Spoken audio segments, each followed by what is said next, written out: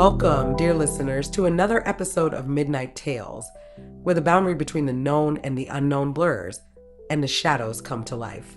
Tonight, we delve into the world of Damian Frost, a man who claimed to communicate with the dead, a man who became a legend by offering hope to the grieving and answers to the desperate. But every legend has its dark undercurrents, and every lie, no matter how carefully constructed, must in time unravel. In tonight's tale, we follow Damian's rise to fame as a celebrated medium, only to witness his spectacular fall when a sinister force takes control, exposing not only his fraudulent ways, but the ugly truths hidden behind the facades of those who came to him seeking comfort.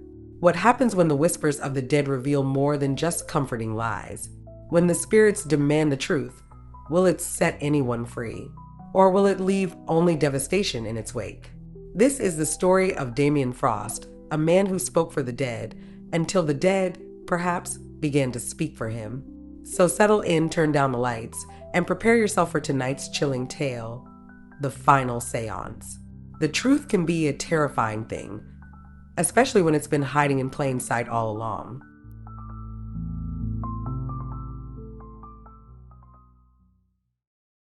It began, as most tragic things do, in the quiet aftermath of loss. Damian Frost was just a boy when he first heard the voice. It came to him in the early hours when the world was still and the weight of grief settled over his chest like a damp fog. Ethan, his best friend, had died only days before, his small body claimed by the river that wound through their little town. It was one of those accidents that the adults would call senseless, as though giving it a name made it less unbearable. Damian had been there, watching, frozen. The details were hazy, too painful, too raw to be examined too closely. He had watched Ethan slip beneath the water, watched the surface ripple, and then grow still, but he hadn't moved, couldn't move. Guilt, cold and sharp, had taken root in his chest that day, coiling tighter with each breath. He hadn't known how to carry it, how to make sense of the hollow ache that gnawed at his insides. That night after the funeral, with his parents asleep in the next room and the house cloaked in shadows, Damian lay awake, staring at the ceiling. Sleep, elusive and cruel, danced just beyond his reach. It was in that silence that he first heard it, a whisper, soft but unmistakable. "It's not your fault." He sat up, heart hammering against his ribs, his breath caught in his throat. He strained to listen, his small hands clutching the blanket so tightly his knuckles turned white. "I'm still here." The voice was familiar, achingly so.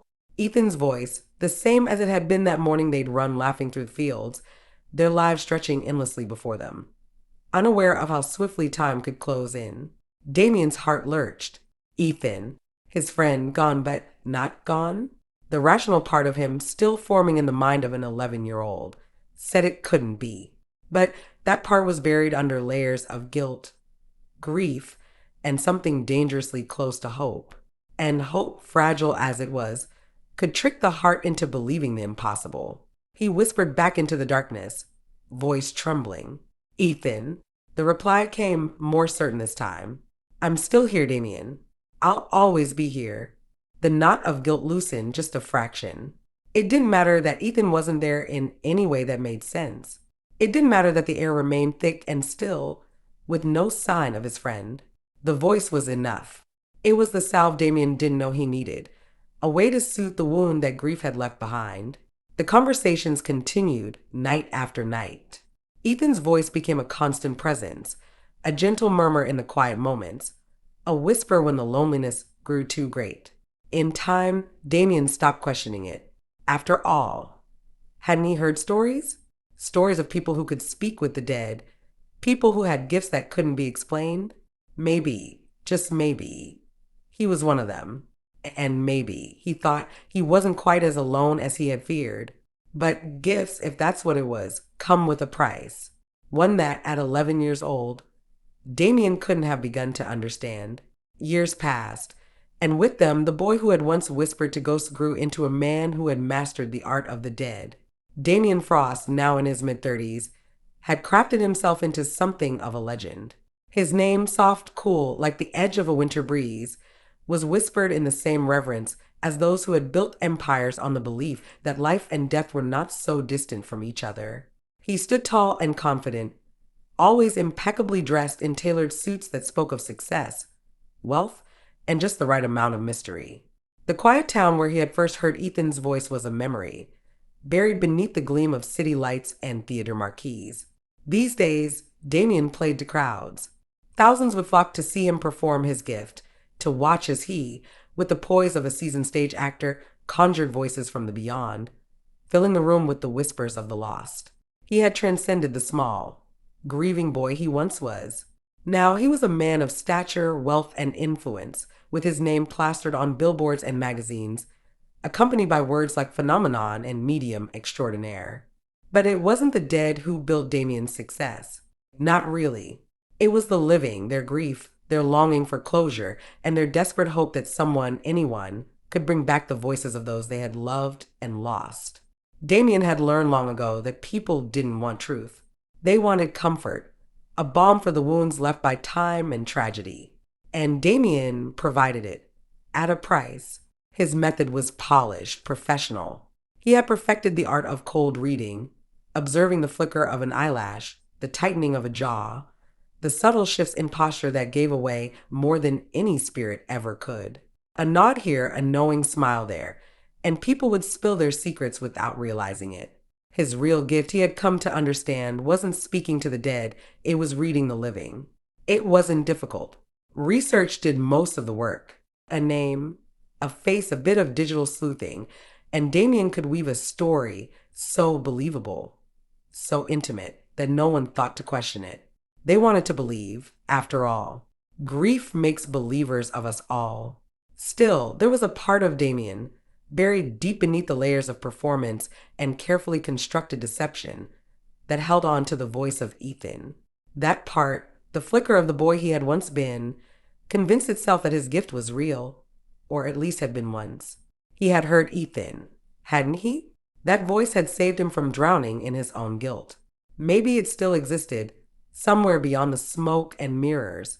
He told himself this lie often, especially when the guilt of his profession, what little of it remained, pressed at the corners of his conscience.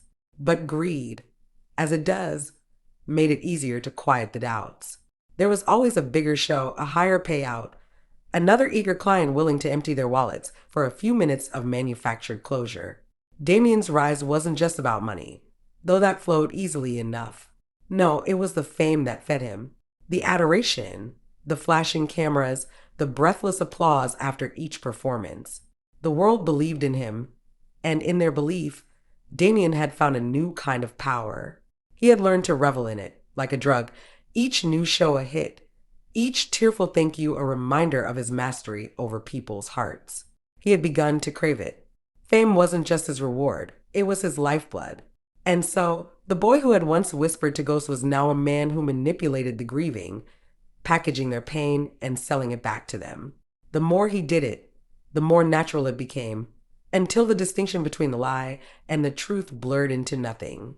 To Damien, it was no longer deception, it was performance, art. Still, on those rare nights when he found himself alone, long after the theater lights had dimmed and the applause had faded, he sometimes felt it, the faint echo of a voice that had long since fallen silent.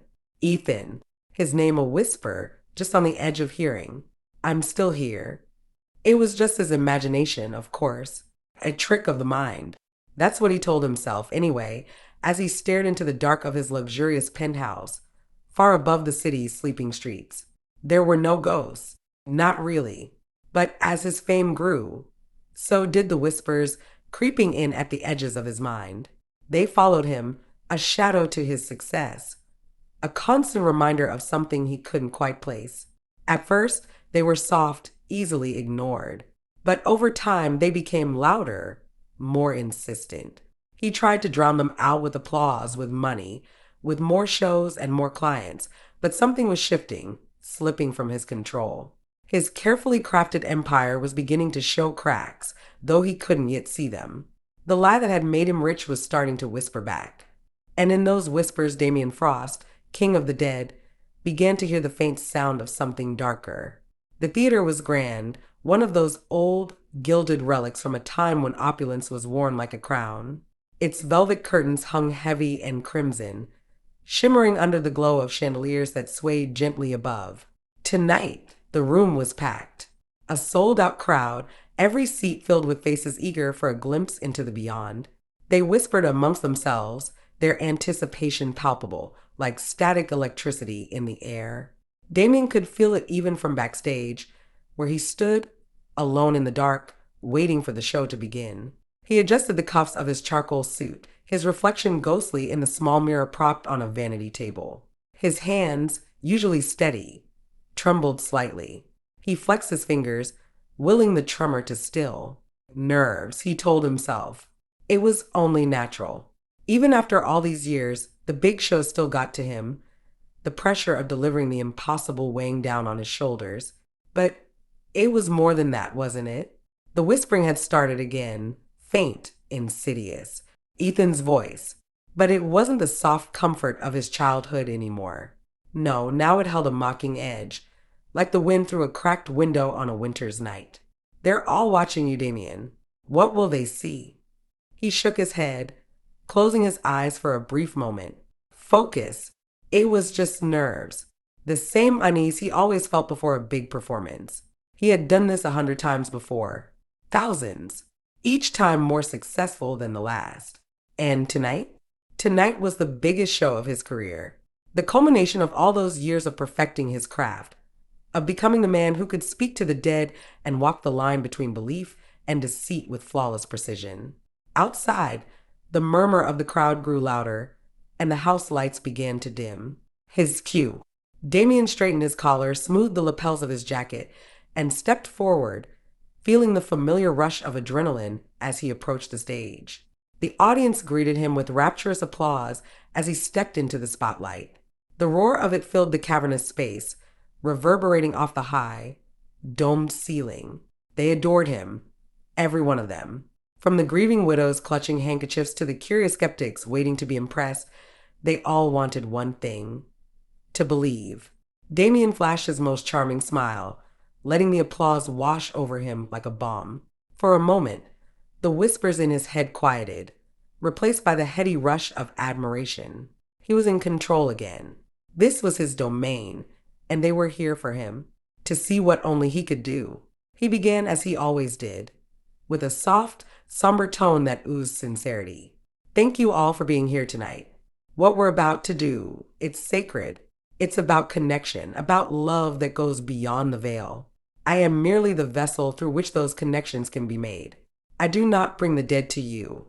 They come of their own will. He let the words hang in the air for a moment, watching the crowd with practiced eyes. Some nodded, their faces already full of hope. Others sat stiffly, arms crossed, skeptical. It didn't matter. He would have them all by the end. Damien took his place in the center of the stage, the spotlight catching the sharp angles of his face, casting long shadows beneath his eyes. The theater fell silent. The crowd was breathless, waiting. He could feel their need, their hunger for the answers that had eluded them. It was intoxicating. Is there anyone here tonight who wishes to speak with a loved one who has passed on? Damien's voice was velvet, wrapping itself around the room, pulling them all into his web. Hands shot up across the audience. Dozens of them. Perfect. He scanned the crowd, his eyes settling on a woman near the front. She was older, her gray hair tied back in a neat bun, her hands trembling slightly in her lap. The grief was written across her face, so easy to see. Damien could spot it from a mile away. Widowed recently, if he had to guess. She had that hollow look, the kind that came from losing something irreplaceable. He pointed to her, his expression soft, inviting. You, my dear, what is your name? Elaine, she said, her voice wavering as she clutched the edge of her chair. Elaine, Damien repeated, drawing the name out slowly, giving it weight. I sense a presence near you, a strong one, someone you love dearly, a man, your husband, perhaps? Elaine gasped, her hand flying to her chest. Yes, she whispered, my husband. Damien nodded, the pieces falling into place. He had already known, of course. His team had done their research well. But to the crowd, it looked as though the spirits themselves were whispering in his ear. He's here, Elaine. He's reaching out to you, trying to say. Damien paused, closing his eyes for effect, as though straining to hear the voice from beyond. And that's when it happened. A cold, slithering sensation wrapped itself around his thoughts, pulling at the edges of his mind. Something dark, something wrong. It wasn't part of the plan. Damien faltered just for a second, but the crowd didn't notice. Let me help you, Damien, the voice, Ethan's voice, no longer comforting, whispered from the recesses of his thoughts. Tell her what you know. He tried to continue, his voice a little less steady now. Elaine, your husband, he wants you to know he's at peace. But there's something else, the words caught in his throat. What was happening? His body felt stiff, like a marionette whose strings had been pulled too tight. The voice in his head grew louder, crueler. You've been lying for so long, haven't you, Damien? All those people, all their pain. You've turned it into a spectacle. How does it feel now to be the one on display? His heart raced, panic creeping in around the edges of his polished exterior. He tried to regain control, to push the voice down, but it was relentless. And then, without warning, Damien spoke words that were not his own. He wasn't faithful, was he, Elaine? The words left his mouth like poison, sharp and cold. Your husband, he had secrets. He lied to you. The crowd gasped. Elaine's face went pale, her eyes wide with shock. What? No, that's not true, she stammered, her hands trembling. Damien blinked, his mind reeling. What had he just said? That wasn't part of the script. He didn't know those things. Couldn't have known. The air in the theater seemed to thicken, pressing in around him, suffocating. His own voice sounded foreign, distorted, as though something else had taken control. And the whispers in his mind? Louder now. Too loud. They'll know the truth soon, Damien. They'll all know.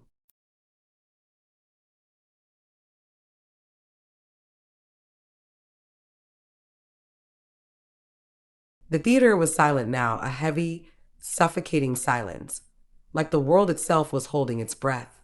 All eyes were on Damien, standing alone in the spotlight, the weight of their collective gaze pressing down on him.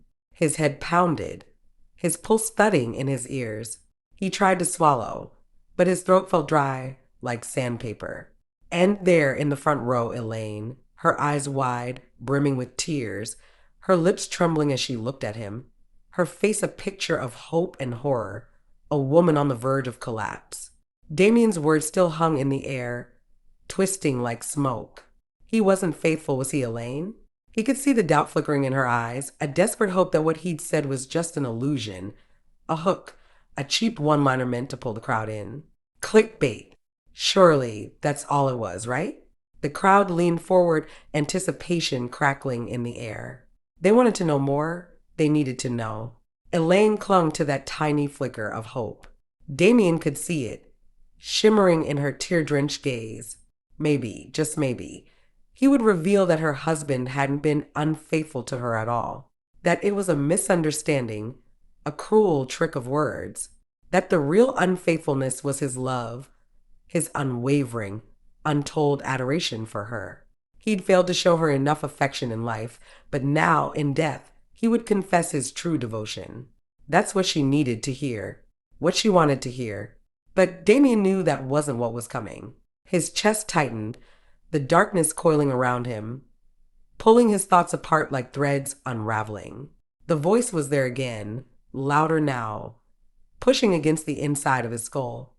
It laughed, a cruel, mocking sound that chilled him to the bone. No more lies, Damien. Tonight, the lying stops.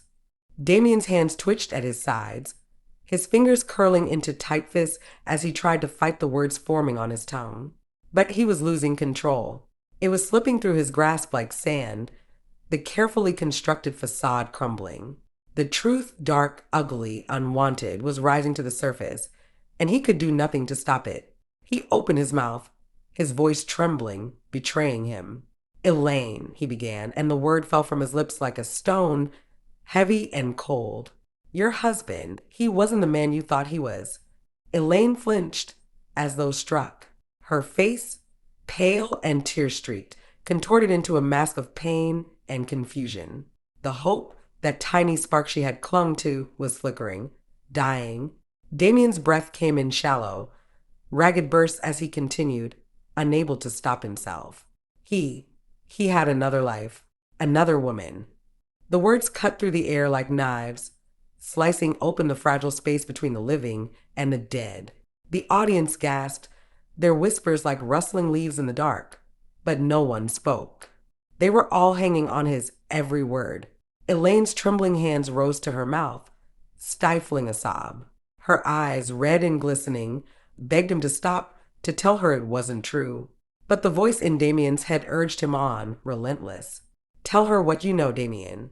The truth will set you free. His voice lowered, softer now, almost cruel in its gentleness. He was with her the night before he died. Damien's gaze locked onto hers, his voice impossibly steady now, as if someone else had taken over. They met at a hotel on the outskirts of town. He bought her lilies, just like he used to bring you. You never knew Elaine. You never saw the hotel receipts he kept hidden in his briefcase. Elaine let out a strangled cry, her body shaking as she gasped for air, her world collapsing around her. She had never known. She hadn't seen the signs, hadn't suspected a thing. And now, standing here in this theater, under the cold clinical lights, her husband's betrayal was laid bare for all to see. Damien wanted to stop, wanted to reach out to her, to say anything that would ease the crushing weight of the truth he'd just delivered. But he couldn't. The voice in his head laughed again, dark and satisfied. Lies, Damien. You've built everything on lies. And tonight, it ends. Damien could barely breathe as he continued, his voice tightening, his grip on reality slipping. He thought he could hide it, that you would never find out. But now he's gone, and he can't lie to you anymore. The theater seemed to close in around them, the walls shrinking, the air thick with tension. The audience was spellbound, watching the devastation unfold before them, caught between their sympathy for the broken widow and their morbid curiosity for the train wreck that Damien's séance had become. And through it all, Damien's mind was screaming, "Stop, stop." But the voice told him otherwise. Isn't this what you've always done? You lie to people. You lie to make them feel better, to keep them coming back, to keep them hoping. You've always known this was a lie. But tonight, you will set them free. A bitter, metallic taste filled Damien's mouth as he choked on the words that were no longer his own. Your husband, he loved her, Elaine, and he would have left you for her if he hadn't died that night. Elaine collapsed back into her seat, her face buried in her hands, the sobs shaking her fragile frame. The crowd murmured, unsettled, their excitement now laced with discomfort. They had come for comfort, for closure. But this was something else, something darker. Damien stood there, frozen, watching as the life he had built on lies began to unravel in front of him. The widow, broken, the audience on edge, and his voice no longer his own, betraying him. And yet, somewhere deep inside him, beneath the fear and the guilt, a small part of Damien felt the truth. The voice was right. He had been lying. All along, he had lied to people, to soothe their grief, to feed their need for answers that would never come. He had told them what they wanted to hear, crafting stories that kept them coming back, desperate for more of his false comfort. But tonight, the lies were over. Tonight, the truth, the dark, ugly truth, would be told. And it wouldn't set anyone free. Not Elaine, and certainly not Damian Frost. The atmosphere in the theater shifted, thickening like a storm cloud moments before the first crack of thunder. The unsettled murmurs in the crowd were growing louder, the whispers spreading like wildfire. Damien stood at the center of it all, but the ground beneath him felt as if it were tilting, the world slipping out of focus. His hands were shaking now, a cold sweat clinging to his skin. He could feel it pooling under his collar, the wetness crawling down his spine. He tried to stop, to regain some semblance of control, but his body wasn't his own anymore. He had lost the reins. The voice had taken them. Go on, Damien. Let's tell them what they don't want to hear. He was moving again, his feet carrying him forward, his eyes locking onto the next person in the crowd, a middle-aged man, seated near the back, wide-eyed and pale. Damien didn't need to ask his name. The knowledge came unbidden, like a flood washing over his senses. He opened his mouth, and the words tumbled out before he could stop them. Your father, you never told anyone, did you? Not even your wife. Damien's voice was sharp, each word a knife slicing through the air. The man's face drained of color, his hands gripping the armrest of his seat as if to steady himself. You've carried it for years, haven't you? Damien's eyes gleamed in the dim light. All those years he hurt you, behind closed doors. You still dream about it, wake up in a sweat, can't shake it, can't tell anyone. His voice softened, almost a whisper now. You've been living with that lie, and he died before you could confront him, before you could ask him why. The man was trembling, his mouth opening and closing, but no words came out. The crowd shifted uncomfortably, people exchanging nervous glances. No one dared to speak, but the tension was suffocating. Damien felt the thrill of it, the power surging through him. But it wasn't his power. No, he was merely a vessel now, a puppet being pulled by invisible strings. His heart raced, his chest tight, but his legs moved him forward, his voice betraying him again. A woman in the front row, her eyes wide with shock, was next. You were with him when he died, Damien said, his voice dripping with accusation. You told your family you were there, holding his hand, but you weren't. You were with someone else. He smiled, but it wasn't his smile. It was cold, mocking. He knows. He knows you lied. You missed his final breath, all because you couldn't bear to be near him. The woman's face crumpled, her body shaking as sobs racked her frame. Someone nearby reached out, trying to comfort her, but the damage was done. Damien could hear the whispers rising, louder now, the audience teetering on the edge of panic. Chaos was brewing. It was only a matter of time before it erupted. And then, as if the dam had finally burst, someone shouted from the back. What is this? This isn't what we came for. The voice was angry, frightened, but it was too late. The room was turning on itself. People began reaching for their phones, their faces illuminated by the glow of screens as they started filming. Despite the strict instructions before the show, no recording, no phones allowed. The warnings were forgotten in the wake of the spectacle unfolding before them. Damien's deepest fears, his greatest secrets, were spilling out in front of everyone, and no one could look away. They're watching, Damien. Everyone's watching. He could feel his body weakening, the cold sweat soaking through his shirt. His legs were shaking, but they wouldn't give way. Something was holding him up, something stronger than his failing body. The voice. It was the only thing keeping him from collapsing to the floor. He felt hollow, drained, like a puppet whose strings were fraying, but still being pulled. His eyes darted across the room, finding their next target, a young woman maybe in her 20s, sitting near the aisle. She had been quiet, clutching the arm of her chair, her face pale. He moved toward her, feeling the fever pitch in his veins, his heart pounding erratically.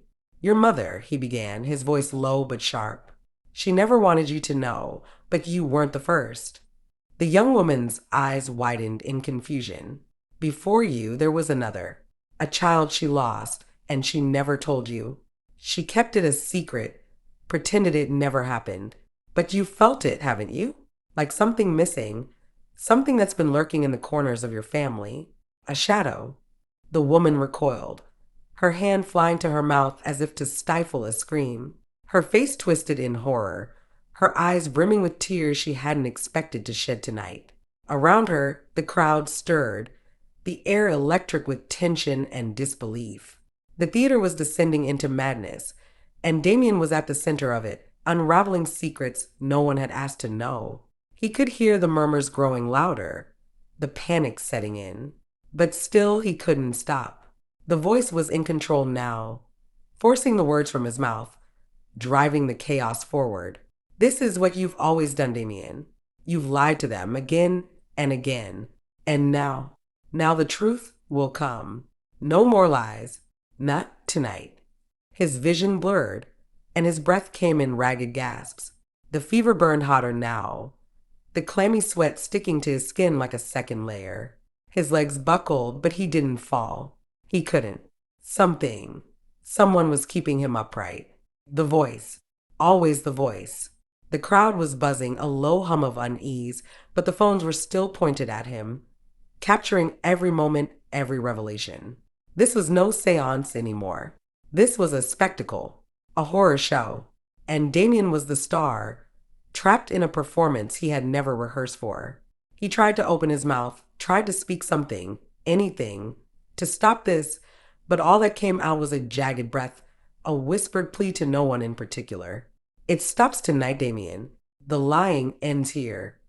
And with that, the last of his strength drained from his body. His mind screamed, but his limbs wouldn't obey. He was a puppet, his strings pulled taut, dancing to the will of something far more powerful than himself.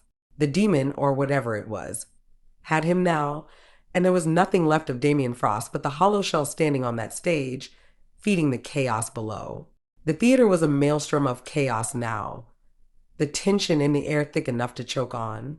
The audience had transformed from quiet spectators into a restless, shifting sea of bodies. The glow of phone screens lit up the darkened room, hundreds of eyes, wide with shock and morbid curiosity, fixed on Damien.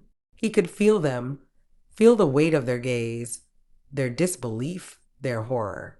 It crushed him, but still his body wouldn't fall. He stood, propped up by that invisible force, his legs weak, his breath shallow.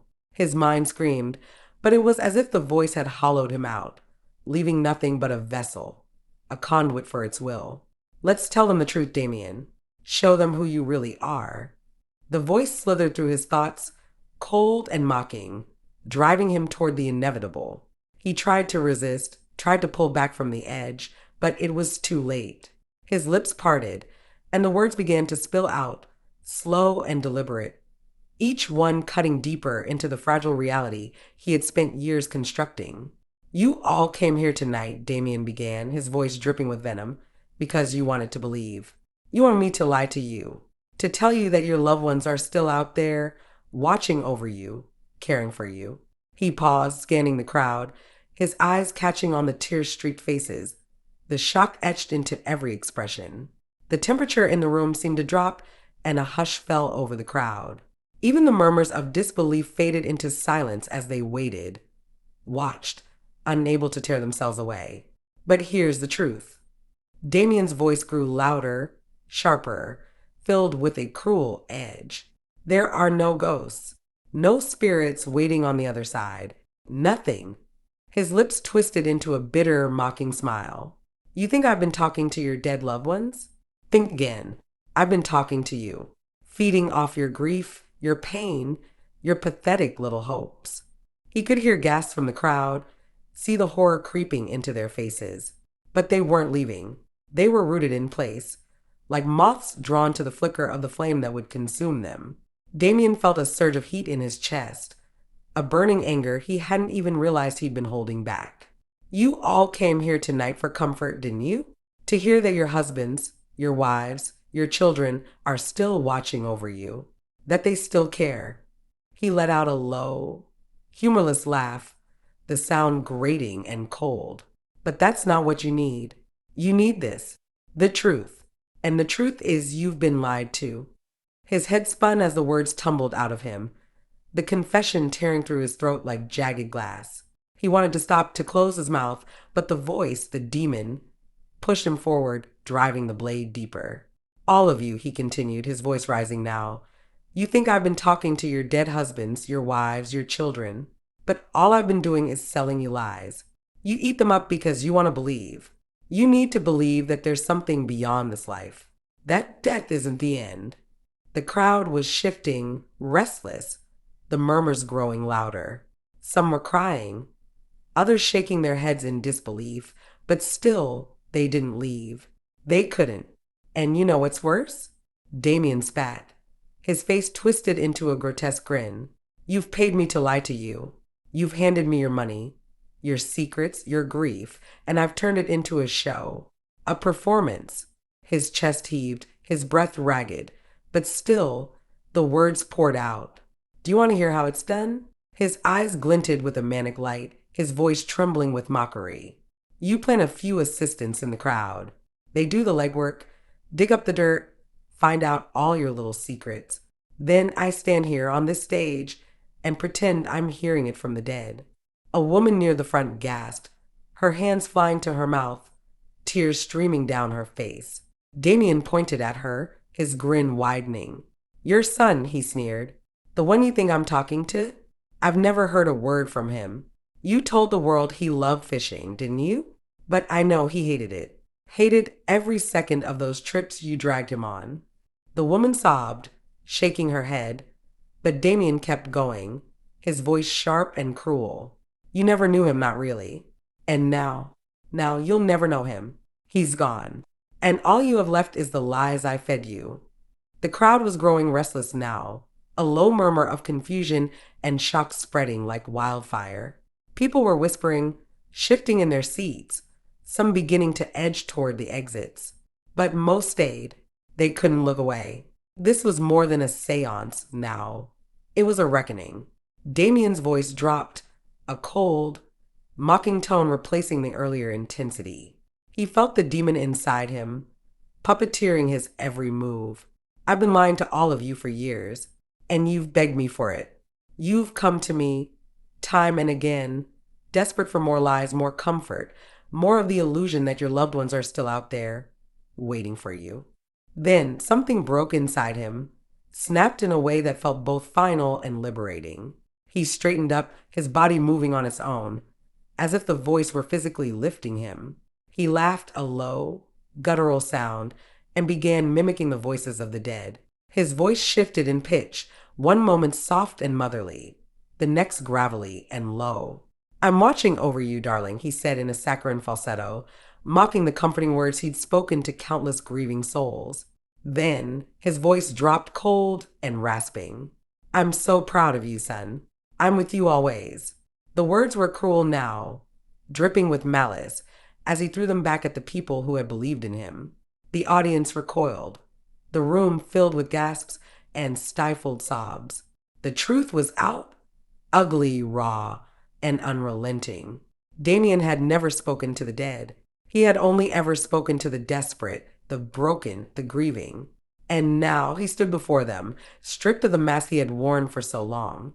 The voice in his head laughed, satisfied as Damien stood there, his body shaking with fever, drenched in cold sweat. His limbs felt heavy, weak, but the force holding him up, pushing him onward, wasn't his own.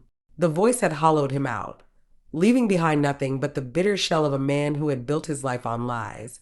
The lying stops tonight, Damien. And in the shattered silence of the theater, Damian Frost, the great medium, the man who claimed to speak with the dead, finally fell silent.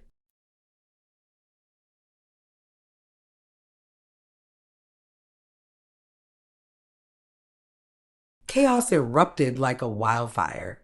The once rapt audience, mesmerized, awestruck by Damien's every word, was now a writhing mass of confusion, disbelief, and fury. Voices clashed, rising in volume, until the air buzzed with anger, shock, and the uncomfortable weight of too many truths laid bare.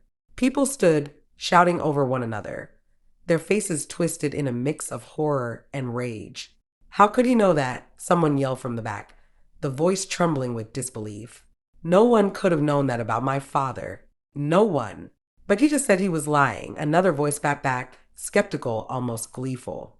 It's all a trick, just like the rest of them. And yet, those who had been the focus of Damien's twisted revelations, those whose secrets had been spilled in front of everyone, sat paralyzed. The middle-aged man whose father had haunted him all his life stared blankly ahead, his hands still gripping the armrest as if they were the only thing tethering him to reality. Elaine, the widow, sat motionless, tears streaming silently down her cheeks, the shock still fresh and raw, too devastating to fully process. The young woman who had learned of the sibling she never knew existed was folded over, her sobs swallowed by the chaos around her, her grief now a deep, festering wound.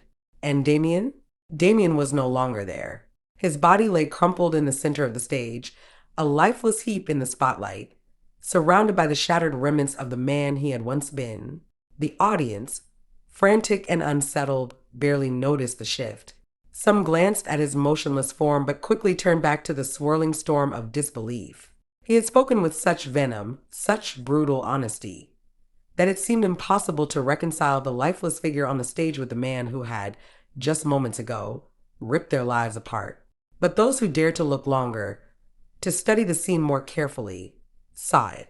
The body was there, yes, but Damian Frost, the essence, the consciousness, the man who had so masterfully commanded the stage, was gone. His eyes were open, staring blankly up into the rafters, the gleam of life no longer present. His chest did not rise. His fingers, once deft and manipulative, were limp and unmoving. He had collapsed like a marionette whose strings had been violently severed. The demon, the voice whatever it had been, had hollowed him out and left him discarded on the floor, a shell, a husk. How did he know? The question echoed through the theater, whispered, shouted, and screamed by those who were still trying to reconcile the paradox of Damian's final performance. He had confessed to tricking them, to feeding them lies. But the things he had revealed, the secrets he had pulled from the depths of their lives were too real, too personal to be mere tricks. He had reached into their souls and exposed their deepest shames, their darkest fears. How could he have known? The skeptics, emboldened by his confession, stood tall, their faces twisted with smug satisfaction. To them, Damian's fall was the ultimate confirmation of what they had always believed. He was a fraud, and they had been right all along. "It's all a hoax," one man shouted, his voice cutting through the din. "He's no different than the rest of them. This is what they do, con men, every one of them." But the others, the ones who had been at the center of Damian's assaults, were shattered, emotionally destroyed. They had come to him for comfort, for solace, for answers. And now, they were left with nothing but doubt. Was Damian a fraud? Had he lied to them from the start? Or had he somehow touched something beyond the veil? Something so dark and unknowable that even he hadn't fully understood it?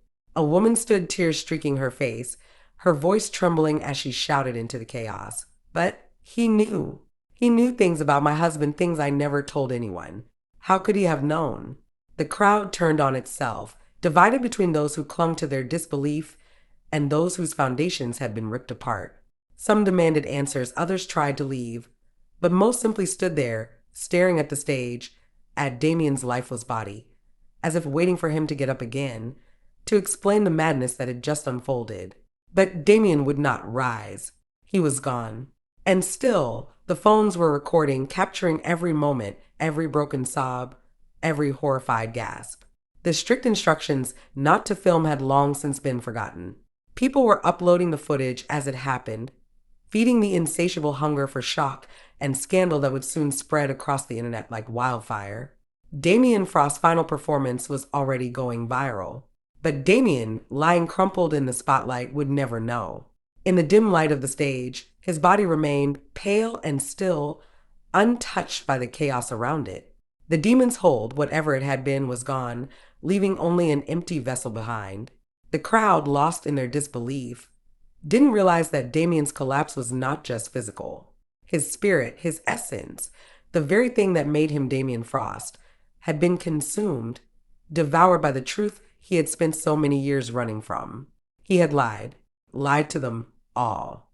And now, in the brutal aftermath of his confession, there was no redemption left to find. Only the hollow echo of the truth he could no longer deny. The headlines came swiftly, carried on the wings of scandal. Damian Frost, medium exposed in Final Séance scandal. They called it a breakdown, a public unraveling. The videos were everywhere, snippets of Damian's fevered confessions, the horrific truths he'd spat out, the devastating collapse. It all played out like a grotesque sideshow, shared millions of times over, dissected on every talk show and social media feed. Damian Frost was no longer the celebrated medium who whispered to the dead. He was a fraud, a cautionary tale, but no one spoke about what really happened, not in the way that mattered. The secrets he'd revealed, the truths that had torn his audience apart, were buried beneath the spectacle of his fall. People forgot, or pretended to, choosing instead to focus on the man who had claimed to bridge the gap between life and death and then spectacularly failed. For Damien, though, there was no forgetting. He lay in a hospital bed now, alone in a sterile room with nothing but the low hum of machinery and the occasional shuffle of nurses' shoes in the hallway to remind him that the world still moved on without him. The doctors had said it was a severe mental break, a psychotic episode brought on by stress. That was the narrative they crafted. His body had shut down, his mind unraveling in the midst of a live performance. And now, he lay there unresponsive. His eyes remained open, but they saw nothing. The truth was simpler and far more terrifying. Damian Frost was gone. He hadn't died, not in the way that people understood death, but the man he had once been, sharp, cunning, confident, had been hollowed out. Whatever had whispered to him that night, whatever had seized his mind and forced him to confess, had taken everything. His mind, once so quick, so adept at manipulating the living, was now a blank, vacant space. He no longer heard the voices of the dead or anything at all. The voice, that mocking, insidious presence that had tormented him for years, was silent. He was trapped somewhere between life and death, a ghost in his own body, and no one knew. No one cared. The doctor spoke of recovery, of therapy, of medication. But Damien wasn't recovering. He wasn't there to recover. Outside his room, the world moved on. The scandal had passed its viral peak, and though Damien's name was still whispered occasionally, it had already begun to fade into the background noise of fleeting headlines. The next scandal, the next sensation, had already taken its place. But in the quiet of his hospital room, where the dim light filtered through drawn curtains, Damien lay still. His body, weakened and frail now, remained where it had fallen that night on stage. His breathing was shallow, almost imperceptible, but it was there, a rhythmic, mechanical reminder that life still clung to him. But inside, Damien was no longer the man who had courted fame and fortune by manipulating grief. He was nothing. Some nights, when the hospital was quiet and the halls were empty, a nurse might pause at his door, looking in at his still form. They'd shake their head, muttering something about the tragedy of it all. How a man so seemingly powerful, so in control, could be reduced to this, an empty shell. And still, the gift that had defined his life, the one that had brought him fame and fortune, was gone. The whisper of Ethan, his childhood friend who had once been his comfort, was silent now. The demon, if that's what it had been, had taken its due. The lies, the deception, the manipulations had ended that night. And with them, Damien had ended too. There was no redemption, no final act of atonement, only the cold, unrelenting truth that had torn through him like a storm, leaving nothing in its wake. The gift was gone, and so was Damian Frost.